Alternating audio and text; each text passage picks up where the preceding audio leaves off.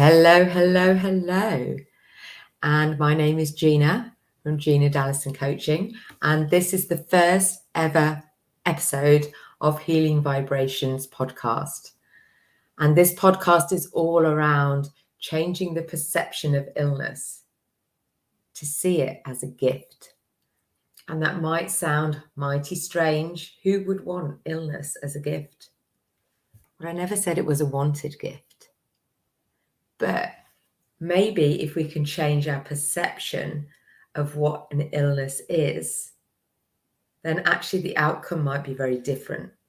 And this is a concept that I've been considering and talking about and pondering on and exploring quite a lot in the last couple of years. So this is going to be a weekly podcast, and I aim to bring in guests on various weeks. Guests that are living with illness, that have overcome illness, that have ideas to combat illness. But tonight, it's just going to be me, because tonight is the very first show, and tonight is my birthday. So apparently, it was 2:10 this morning, 51 years ago, when Gina Dallison sprang into the world. Yay. So that's worthy of a celebration. So here I am sharing with you my thoughts, my stories, and what I want to bring into this podcast going forward. And if you were willing to share with me any thoughts, any ideas, or any inspirations that come to you, then please do. I do not know how to use this system. So if you are sending through messages, I'm not sure if I can read them or not, but I will find a way. So do share.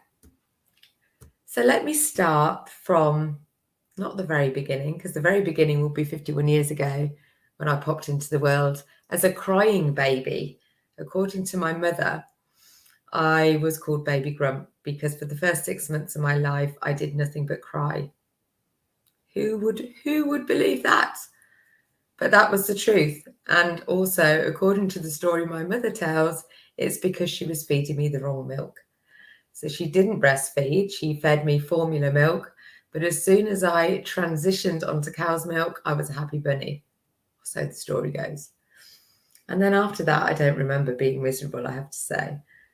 I had a lovely childhood and an exciting teenagerhood and 20s.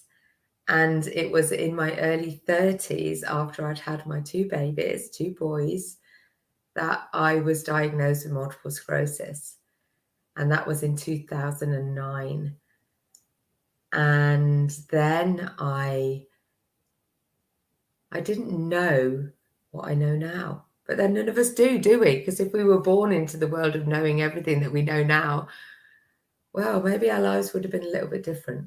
Maybe they would have been. If you could click your fingers back into your teenage life, knowing what you know in your 40s or 50s or 60s, what a different life you may have had.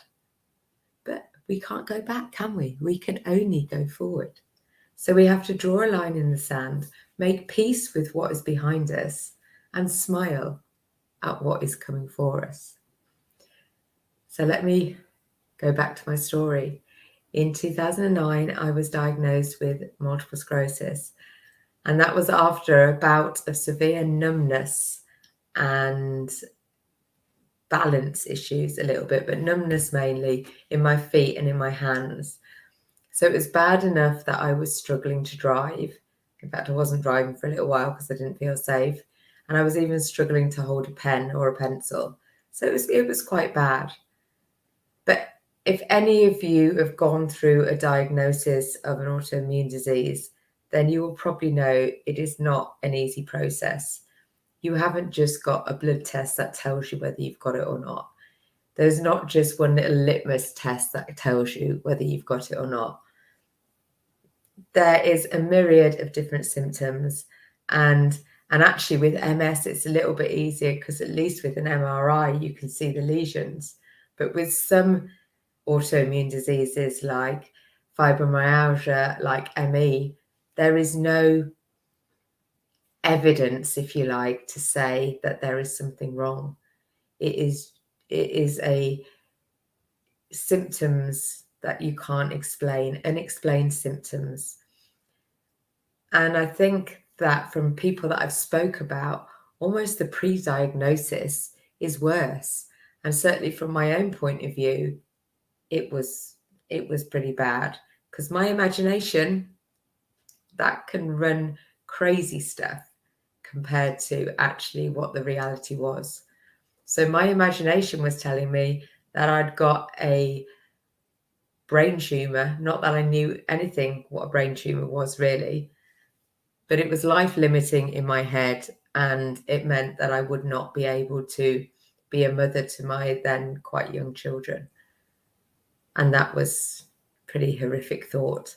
So when the diagnosis of MS came along, and by the time that I got diagnosed, so if anybody knows anything about multiple sclerosis, and I had the relapsing remitting kind, which means that you get a flare up, you get symptoms that are bad, and then you go into periods of remission and it calms back down again. And it can go up and down like that and up and down like that for a lifetime for some people. And other people, it then starts progressing and goes on a downward spiral. On some people, they have one flare up and that's it. They call MS a snowflake condition because no one person experiences it the same as another person. And again, I think that's very similar to a lot of autoimmune diseases. There are a myriad of different symptoms and no one person experiences it the same. So my story was, when I got the diagnosis, I was in a period of remission. So actually, hearing that I hadn't got anything that was going to shorten my life dramatically, I felt a bit relieved, if I was honest. And having MS was better than having a brain tumor and death, imminent death, which was going through my head. But I was told that I'd got an incurable disease. You know, at the moment, at this point in time, there is no cure. I was told that the chances are it would get worse. And then when I asked the question, I was told that actually there was nothing that I could do about it. And those three statements have sort of stuck with me. And when you're told something by a doctor, well, you trust a doctor, don't you? You know, a doctor has years of training. They've had experience of dealing with conditions like this. They know more about me and my body than I do. So absolutely, I totally trusted what this doctor said to me. And I just took it as the truth. And actually, for the next 5 or 6 years or so, it didn't massively affect my life. And I remember thinking to myself, what if I just get a bit of numbness every 5 or 6 years or so? That's not so bad, is it? There's a lot worse that can happen to you in your lifetime than that. And there definitely is. There definitely is. They also told me that they wouldn't give me any sort of treatment unless I had an episode or more than one episode in a 2-year period. And at that point, that was my one episode. But actually, when 6 months later, I experienced more numbness, that was my second episode. And then they offered me some medication. And the medication for MS is called drug modifying therapy. And again, you have a selection of options from various different pharmaceutical companies. And I got sent a whole load of videos explaining to me, selling me almost these different type of drugs that I could take. At the time, all of them were injectable. None of them particularly looked much fun, and I remember thinking at the time, you know what, I'll just run with this, it'll be fine. But my partner at the time was scared. And it is scary. It's scary being told that you've got something that's not curable, that's going to get worse, and there's nothing that you can do about it. It is scary when you see the stories of people going off to assisted suicide because their MS is so bad, in wheelchairs, not able to swallow, not able to move, in constant pain. But my attitude always was, if that ever happens, I'll deal with it. In the meantime, I don't really want to think about what could happen when we're living in the now. But my partner at the time was very worried, and I was listening to my doctors. So I ended up taking a weekly injectable called Avonex, which, to be fair, seemed to do what it was meant to do. I had minimal side effects. So I took the injection, if I remember rightly, it was a Wednesday evening. And the idea then going to, because you got like flu-like symptoms afterwards, you felt achy, you felt a bit heavy-headed.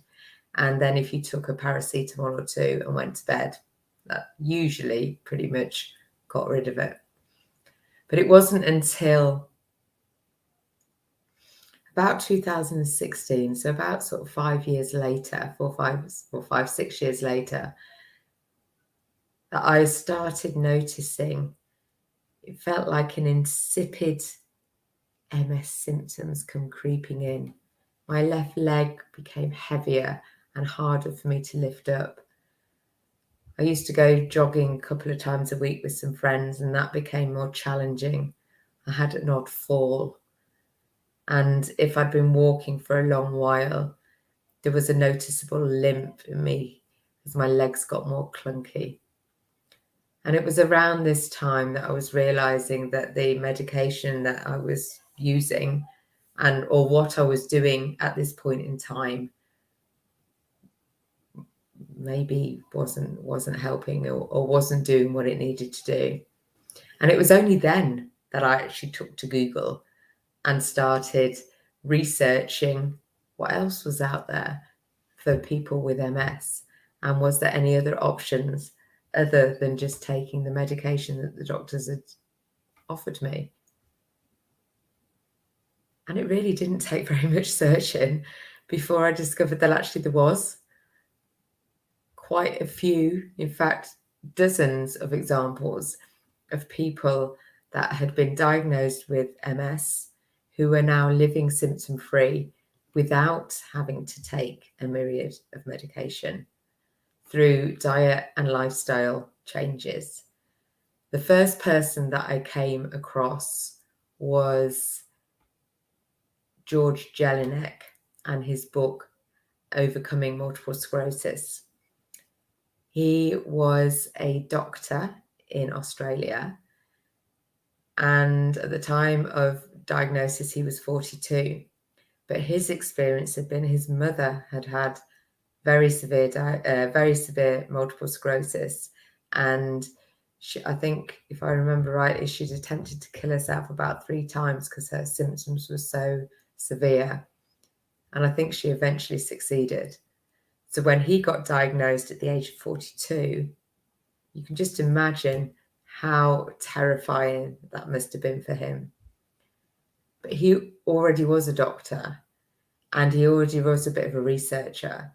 So he decided to do his own research, which was a bit more than just Googling like I would have done. And he's created a whole evidence-based case to suggest that actually a plant-based diet high in the omega oils, so high in fish, is really good for people with MS. Increasing or doing as much as possible of exercise and increasing those muscles that are within us. So the whole concept, if you don't use it, you lose it. And originally, back in the day, people with MS were told not to exercise because they thought it was a bad thing. But like everything in life, and we learn more. So exercise is definitely a good thing for anybody. And the other thing that he suggested that I certainly remember as high up in my things to do was to take up meditation. And the reason for the meditation was to calm down any stress levels. Because what causes a flare-up in MS, and probably in many other things as well, is stress. So if you look back, if you've had a flare-up, if you've got a condition that you're living with at the moment, you've had a flare-up, if you look back, you can probably put it back to maybe trouble at work, maybe a death of a loved one, maybe stress in your marriage or with a child or something like that. But there's and nowadays, of course, there is so much stress in our world. The last 2 years have been crazy, but taking that aside, I think our stress levels in our world are a lot higher than certainly I remember. And I think now, with the wonder that is the internet, that causes me to sit here and talk to you guys live in hopefully lots of different places. At one time, we wouldn't even thought about doing that. At one time, can you imagine? We only had 3 channels on the TV. Remember that time when it was just, BBC One, BBC Two, and ITV, and that was it. And now, of course, we've got, I think there's an infinite amount of options to choose from, whether it's YouTube, whether it's internet, whether it's TV. And that causes us an extra level of stress. And when I started sussing out that actually we did have options, so I learned from George Jelinek and from him, various of the teachers, that actually we do have options that we can alter in our life. And the first thing, of course, is diet. It's an easy thing to choose to change your diet. My diet was never really that bad, I don't think, but there's always room for improvement. So after reading George Jelinek's book, I gave up meat overnight. I gave up dairy pretty much overnight and took to a plant-based diet with fish. And I've been pretty much there ever since, because I quite enjoy it. I never really liked meat very much anyway. But saying that, I have been on a bit of a journey with different diets, so maybe I'll save that to another podcast, because there's a lot to explain in that one. But if you've got if your diet is not as good as it could be, if you're eating a lot of processed food, if you're eating a lot of takeaways, eating a lot of, anything out of a packet, then the good news is there's massive room for improvement. And even just by shifting that to having more meals that you've cooked yourself, that you know where the ingredients come from, you can see the ingredients. They are either a vegetable or a grain or some meat or fish. And you can actually put them all together and create something, rather than dumping it out of a pot or a tin. Then that will really help to improve your immune system and your body, and that will help to improve your health on the bottom, is the bottom line. So that was my first real lesson. And although I'd always been quite health conscious, for me, it'd always been about how much I weighed and what size I was. And it wasn't till I had children that I changed my perspective a little bit around diet and what we bring into our bodies is, what that means to us. And I wanted to bring up 2 children that were healthy. So therefore, I started looking at my food not totally as an enjoyable thing, but more of a subsistence thing. And that definitely shifted for me, because after I got pregnant the first time and I had this sort of shift in ideas, and I've never been a massive girl, but I've always struggled with those last sort of I don't know, a couple of stone, I would say, up and down, up and down, up and down. And then after I gave birth to Joel, and I had this shift in, actually, I'm eating food because it's good for me and it's good for my baby. And actually, I lost weight. And I lost weight after every pregnancy. Not that I've had many massive pregnancies, I've had 2, but both pregnancies I lost weight. And prior to the first one, I never thought I'd be lower than a size 12. That was just me. And that was a struggle to keep at, to be honest with you. I was always like more of a 14, 16 maybe. But then after pregnancies, I'm a size 10. So that was definitely a shift in consciousness, a shift a little bit about what I thought about food and what that meant for me. Sorry, I'm digressing a little bit with my story. But yes, so that was, so diet has a massive impact on our health. But my doctors didn't tell me that. I remember even asking the question, is there anything that I could eat differently that would help? Nah, they said.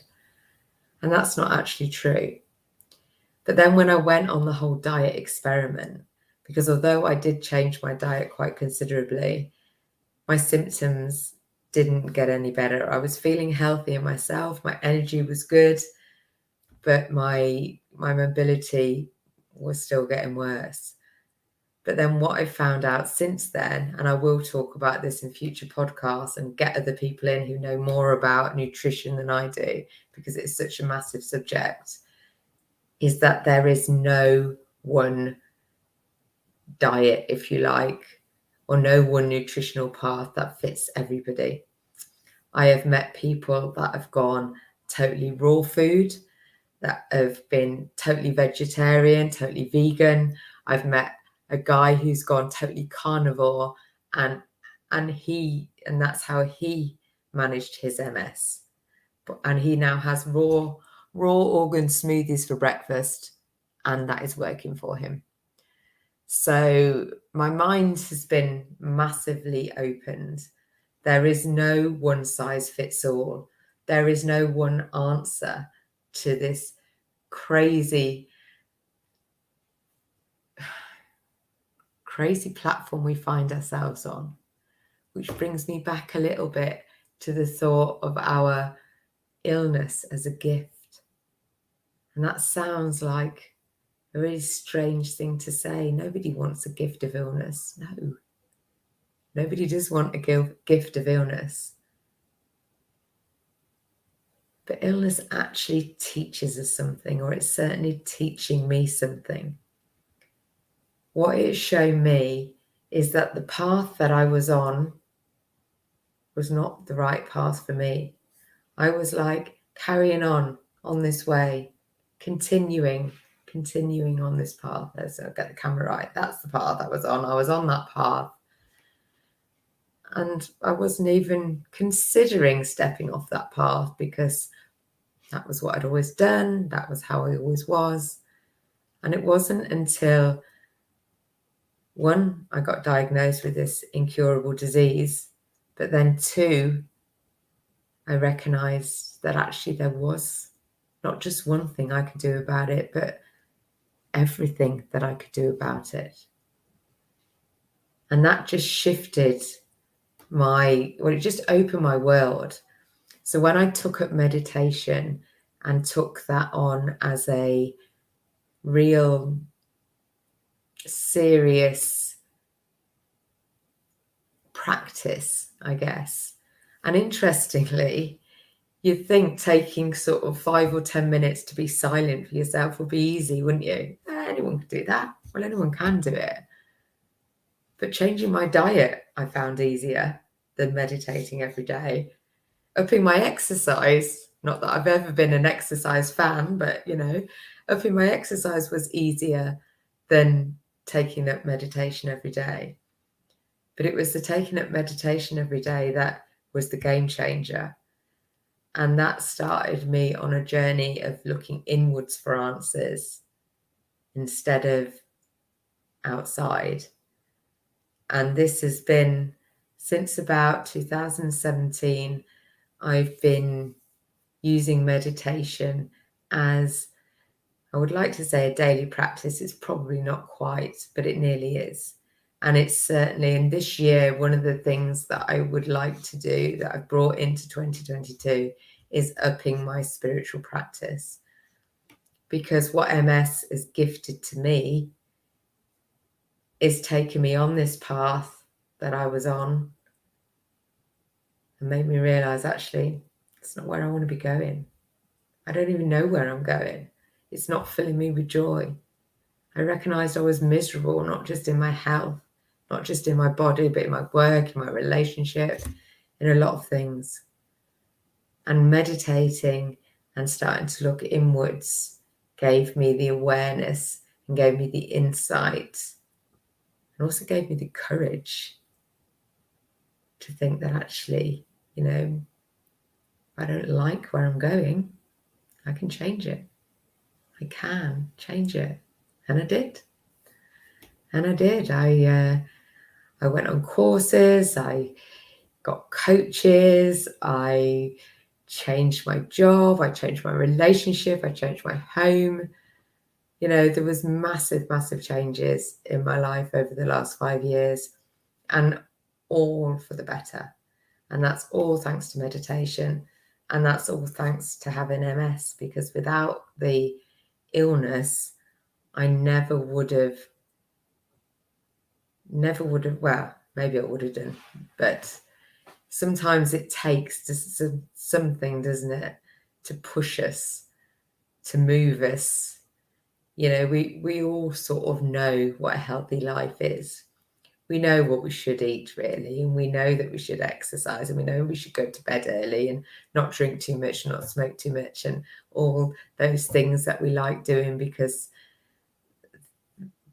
they take us into another world a little bit.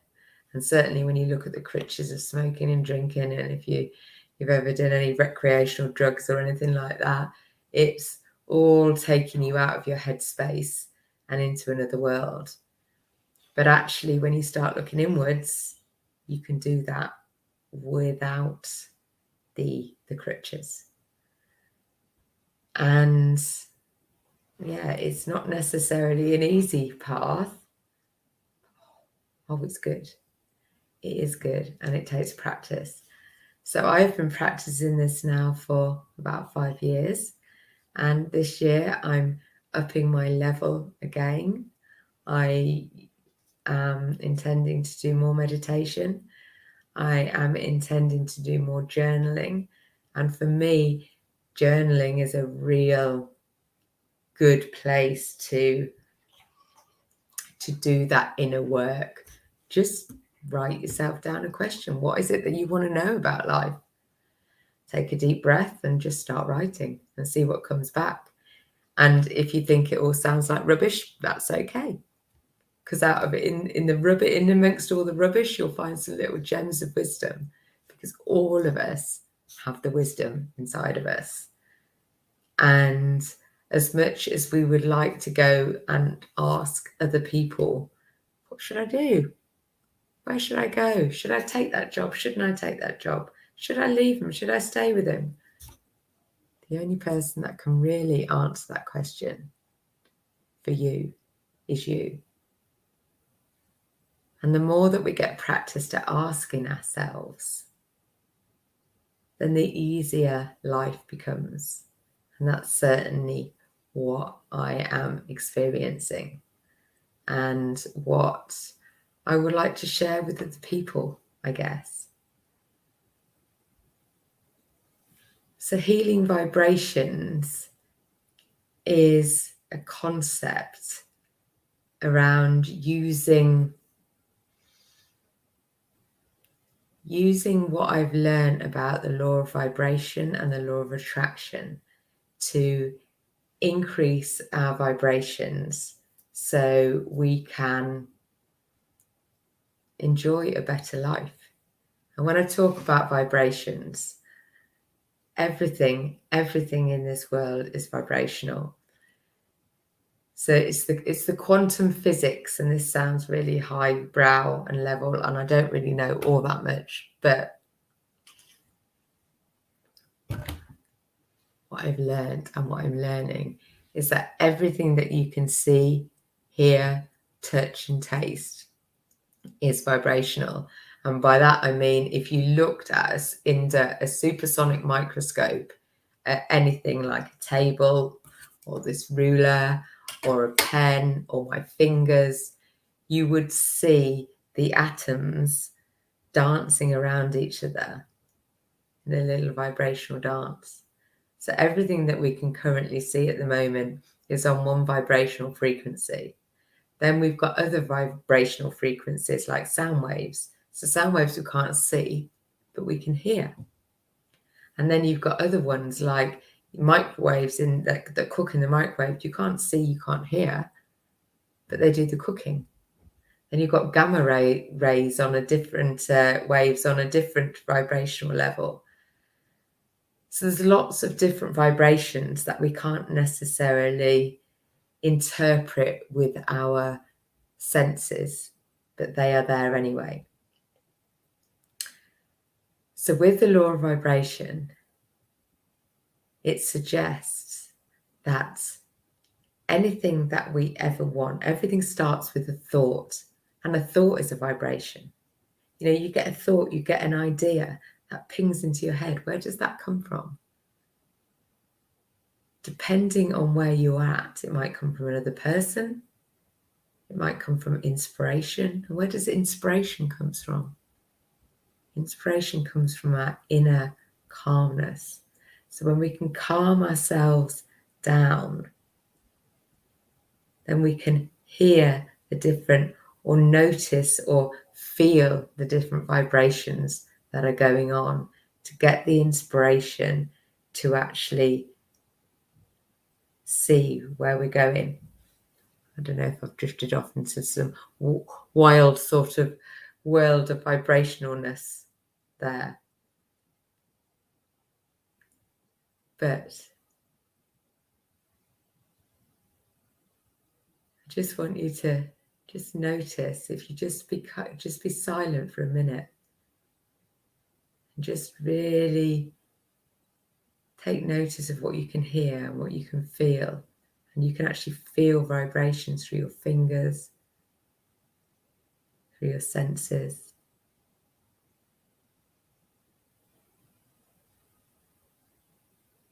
Yeah, can you feel? Can you feel? Can you hear?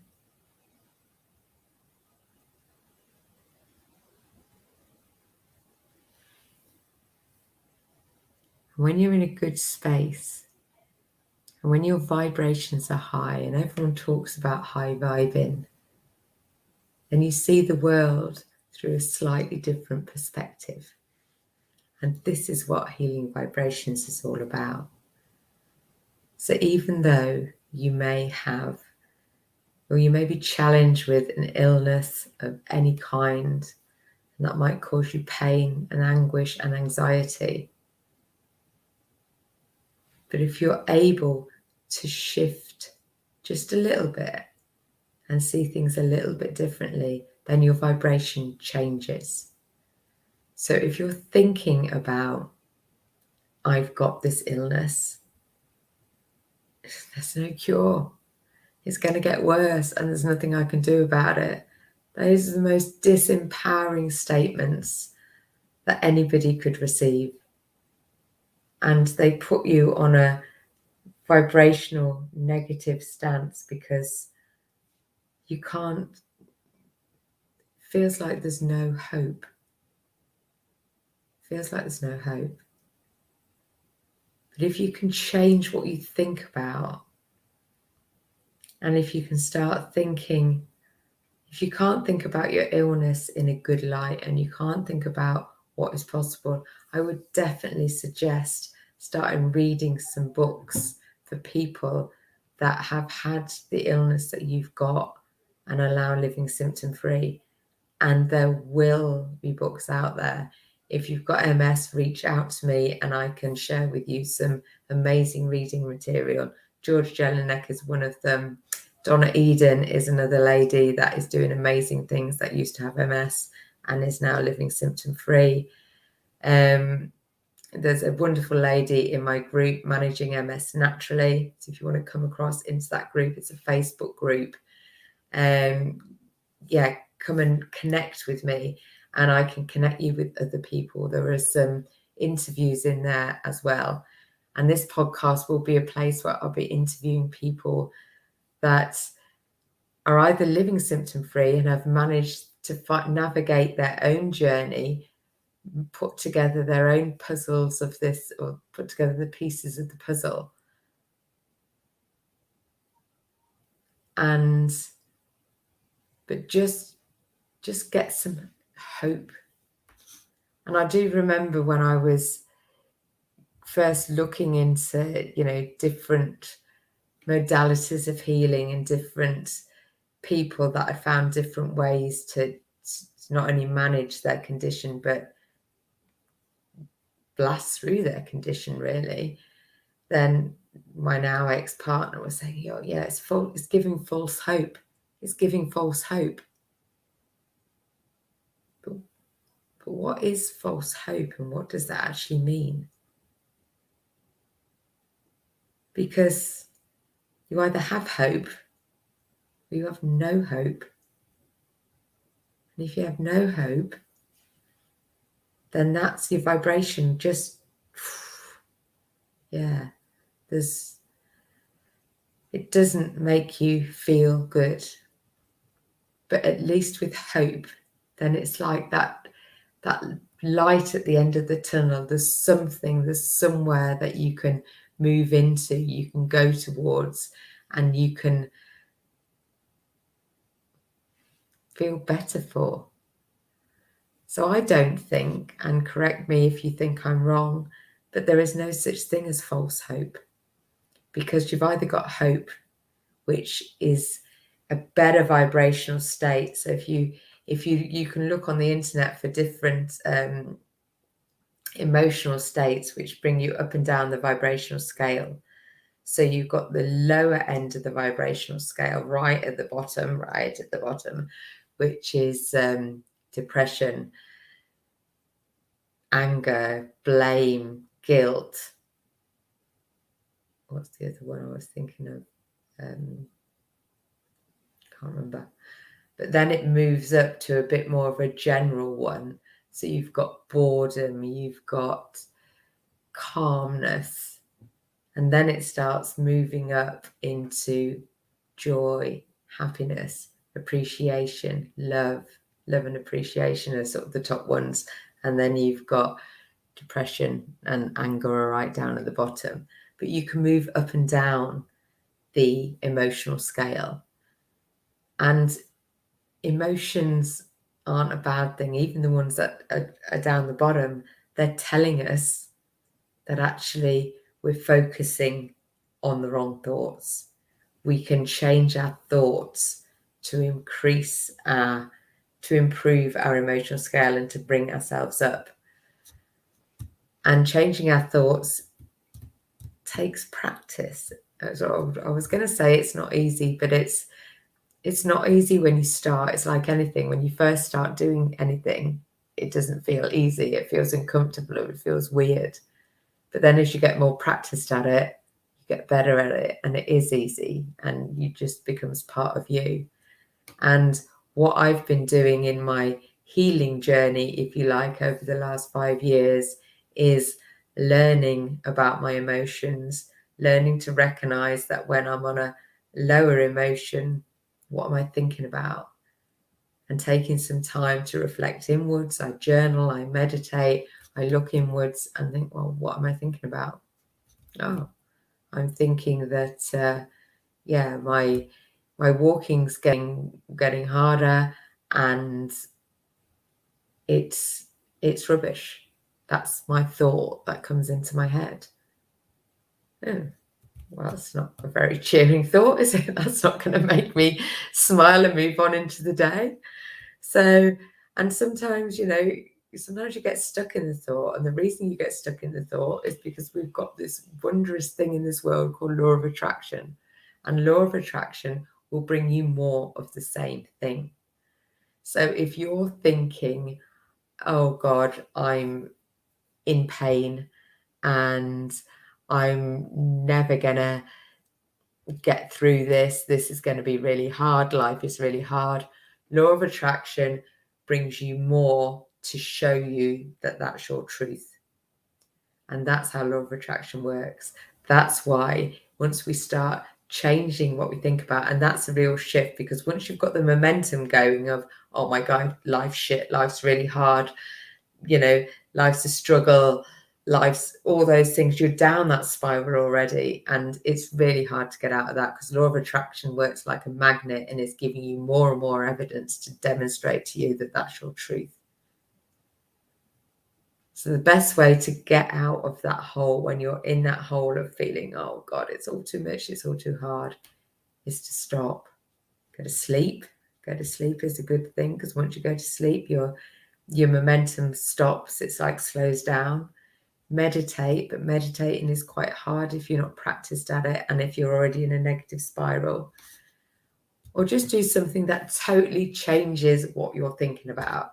So whether that's watch a funny film, whether that's go for a walk in nature, whether that's chatting to a friend that's going to make you laugh, whether that's playing with a kid or stroking your cat, something that's just going to make you feel better, that has nothing to do with whatever you were thinking about. And then that slows down the momentum of those thoughts.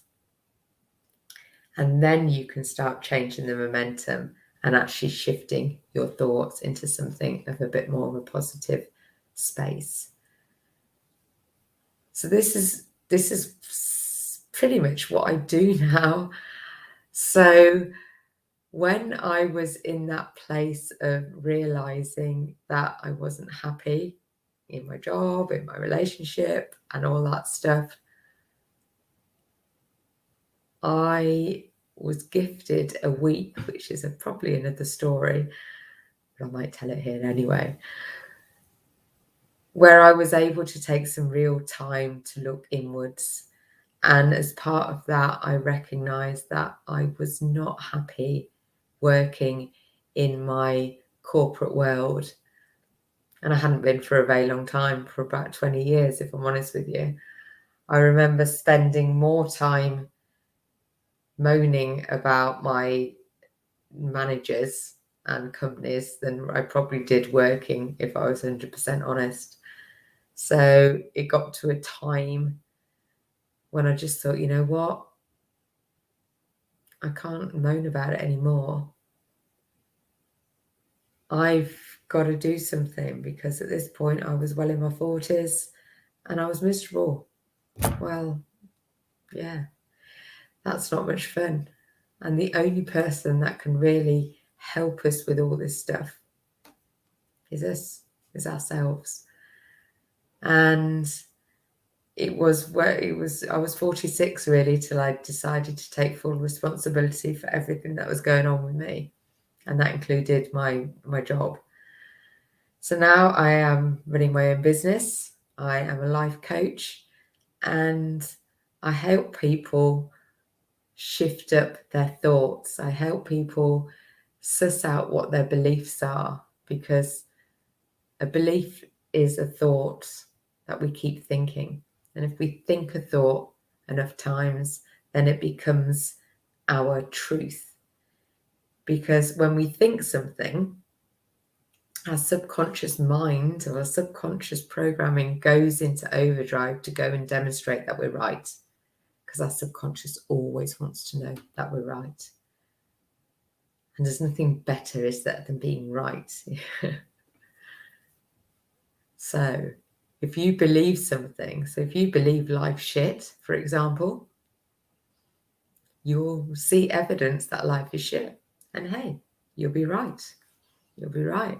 So your mind is thinking, yay, how come me? I'm right. I've sussed that out. Life is shit. But actually, that's not making you feel good. Because although some aspects of life might not be so good, is life really shit? So if you're feeling life is shit at the moment, then I encourage you to start looking for evidence of the contrary. So start looking where life isn't shit. And it's not shit for everybody, you know. And it's not shit everywhere, is it? You know, you look outside the window, you look at the birds, you look at nature. Nature's not shit. Nature just does its stuff. It doesn't have judgments on whether things are good or whether things are bad. It just grows and it lives and it dies and it does its cycles, and yeah, it shows its beauty, and even in death and decay, it's beautiful. I've watched a fascinating program on fungi a couple of weeks ago, and out of all decay and death comes this wondrous whole of the world of connection. You know, the connection that goes on with fungus underground is just incredible. And yet that wouldn't happen if things didn't die. So even when, you know, our perception on things, it's just perception. It is just perception. So if you can start shifting your perception and seeing things through a different lens, and that's what I'm talking about with healing vibrations, changing the perception of illness. Because what I've learned and what I am cultivating the belief of, because this belief makes me feel good. So I don't want the belief that I've got an incurable disease that's not going to get any better and there's nothing that I can do about it, because that just makes me feel rubbish. I have worked on developing a belief that says having an illness is a gift. It's an opportunity. It's a little nudge from the universe, a little knock on the door to say, hey, you're on the wrong path. It's time to do something different. And there are a lot of things that you can do different. And it starts with what you believe is possible. So I've created a self-audit. And this is 33 areas of your life. So a whole span of all different areas of your life. I'm sure there's more areas than 33, but 33 seemed to be a good number for me at the time. And this is an opportunity for anybody who would like to do a self-audit to have a look at where they are currently. Because if you work out where you are currently, then you know where you're stepping up from. You know where you're moving forward from. So the self-audit gives you a question for every single area of your life. So for example, one of the areas are beliefs. So what do you believe about your current condition? So every single area has got a question that you ask yourself. Then there is a scale from 0 to 10. And it gives you some examples, or an example of what 0 could be and what 10 could be. And you scale yourself where you're currently at on a scale of 0 to 10. And if you're able to give yourself an honest, non-judgmental, and that's not easy either, not to be judgy on yourself of where you are currently, it brings you an awareness to what's going good in what you're doing well in your life at the moment, and actually what is what I call low-hanging fruit. What's an easy picking for you to change right now that could make a difference in your life in the long run? So the training, if you like, or the programs that I offer are around making small incremental changes in your life. So instead of going on this trajectory, I don't know if I can, this trajectory, you're actually shifting it about because you're making a slight little change on a consistent level. So if you would like a copy of the self-audit, come along to the Managing MS Naturally group, and there's an option in there where you can just ask for it and we'll send it to you, or just reach out to me and I'll send you a copy anyway. because by having awareness of where you are now, you can then, that's the first step to making any changes. And if you are living with a chronic illness, you are living with any illness, it is an opportunity to look inwards. And if that's triggering you in any way, great, because that means there's something in your psyche, in your mind, that's resisting change. And that's what our mind does. And I'll be talking about that in future episodes as well. I'm really excited about being here. And I really hope that that what I've been rambling about for the last sort of 50 minutes or so has been helpful. And I'm going to be sharing what I'm learning. I'm going to be introducing you to other people that are on a spiritual journey. And this has been a real spiritual journey for me. And it's continuing to be. And Wayne Dyer talks about every problem having a spiritual solution. And I truly believe that. I do believe that every problem, every challenge, and, my challenge at the moment is this illness. I don't walk very well. My balance is a bit off, but I am feeling good. I'm feeling really hopeful. And I don't care if it's false hope. Hope is better than no hope. It's really cool. And so if you would like to join me or learn more about what I'm doing, then come along it's a free Facebook group. You can come along. We have I do some weekly mindful moments about just tapping in with where we are right now. Mindfulness is a key about what we talk about and about what I teach. I've also got a paid-for membership group called Healing Vibrations, which you can talk to me about. It's very low price at the moment. It's just £9 a month. And with that, you get weekly Zoom Q&A calls. We're going to be having some group meditations, and I do some lovely meditations where everybody sort of throws in what they want to be, what they want to be thinking about, what they want to be focusing on, and we create our own meditations. We have some good ambient music going on as well. So we have some really quite exciting stuff.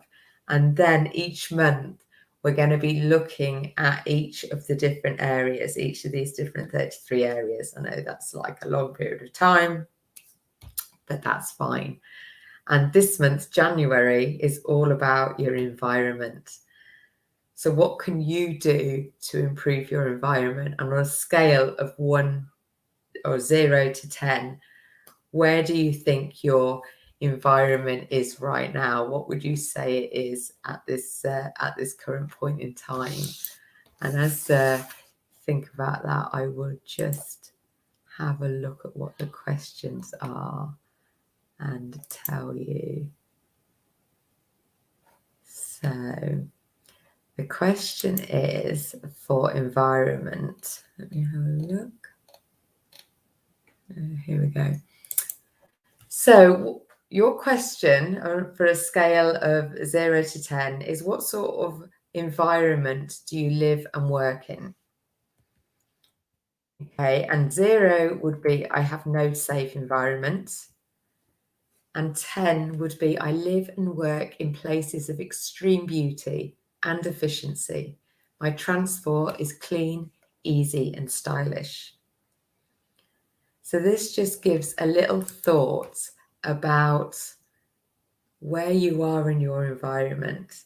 And I'm sure most of us aren't on my version of 10. That's pretty immense. But actually, what could you do to improve your environment right now?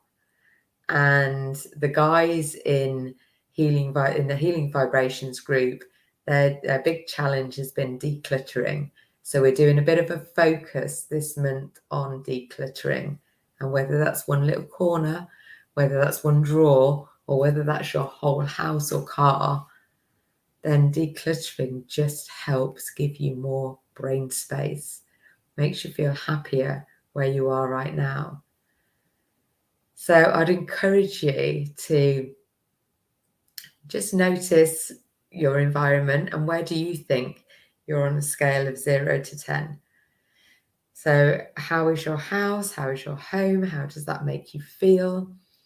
How is your car? If you've got one, how's your transport? What about your work environment? How does that feel?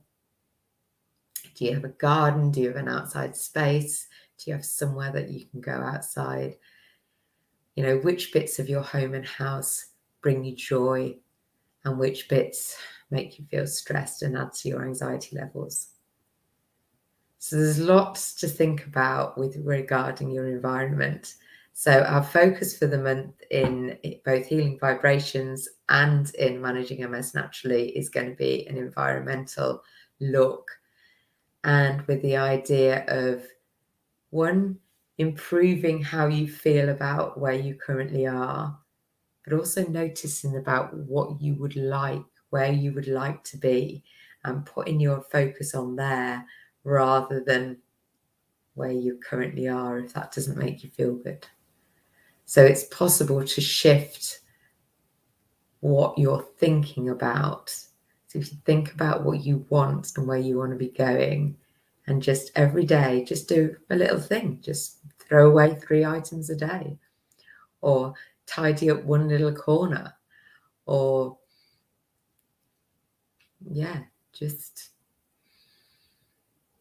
just breathe a little bit more and actually think about how you would like your environment to be, and close your eyes and imagine that's what it is.